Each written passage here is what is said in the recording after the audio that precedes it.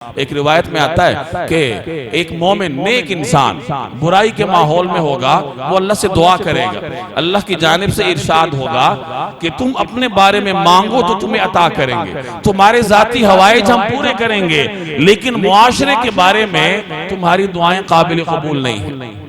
شکوہ ہوتا ہے نا کہ اللہ کے نیک لوگ موجود ہیں، ان کی دعائیں کیوں نہیں قبول ہوتی؟ بعض لوگ کہتے ہیں کہ جی حرمین میں رو رو کے دعائیں ہوتی ہیں تو دعائیں قبول کیوں نہیں ہوتی؟ تو یہ حدیث سنیں کہ حضور صلی اللہ علیہ وسلم فرماتے ہیں کہ ایک وقت آئے گا کہ ایک نیک مسلمان معاشرے کے لیے دعا کرے گا، لیکن اللہ کی جانب سے ارشاد ہوگا کہ تم اپنے بارے میں مانگو،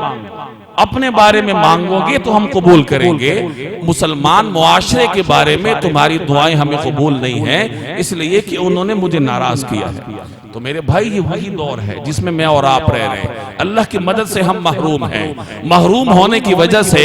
ہر محاذ پر مسلمان ذلیل اور رسوا ہے۔ اللہ کی مدد سے محروم ہو کر صورتحال یہ ہے کہ دعائیں بھی اللہ تبارک و تعالیٰ کے حضور قبولیت کا درجہ اختیار نہیں کرتی۔ ان حالات کو اگر تبدیل کیا جا سکتا ہے تو اس ایک آیت کی روشنی میں کہ ان تنصر اللہ ینصرکم، تم اللہ کے دین کی مدد کرو، اپنے آپ کو تبدیل کرو تو بدلے میں ینصرکم، اللہ تمہاری مدد کرے گا۔